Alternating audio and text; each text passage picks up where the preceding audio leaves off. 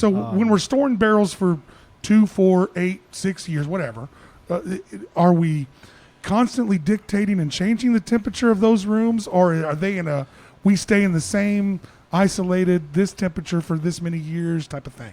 Both. Honestly, okay. Yeah. Depends on who you ask. Okay, so what do you guys do? So it depends on a lot on your natural environment, right? So, for example, I mean, like Kansas when gets I was hotter out, than hell. It is hot as hell. It gets hot as hell here in Sedan. You have some. I know you got some ass cracky days out there in Sedan. I call it Mickey Mouse mode when I've got the Mickey Mouse. Yeah, dude, it gets rough out there in the middle of Kansas in the summer. And so the biggest thing in Kansas is the humidity. And so you think about like the vapor pressure in the air.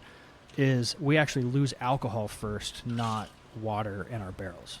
And so our proof actually goes down in the barrels over time. Oh, wow. So do you have to compensate for that?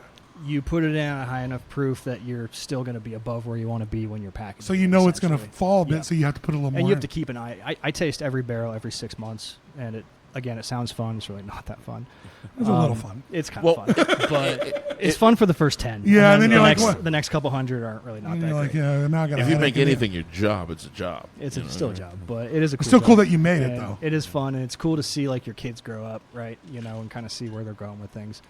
But so humidity plays a huge part. That dictates, like I said, the vapor pressure in the air dictates what's actually evaporating out of that barrel, like that angel share, devil's cup. Yeah, the angel share.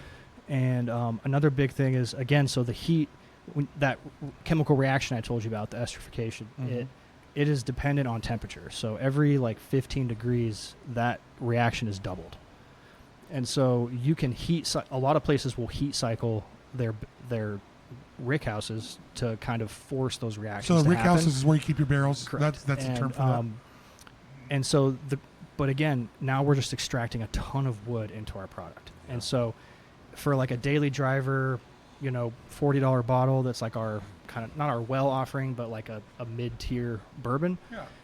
You want that oakiness, but you also are selling it for $40, right? So I want that bourbon. Would that be this don't one? want to let Would it. that That'd be the one in the middle. This one. Yeah. And so I don't want that oakiness. You want to get some wood flavor, but you can kind of be more aggressive with it because you're not trying to let it mellow for another 10 years.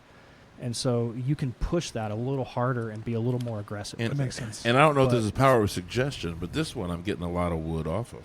And that one is, this blue label. And there's definitely, that's a... Getting a lot of wood off that one. Huh? That's in a chart. Exactly. Get the guy drinking, and he's like, man, I got wood.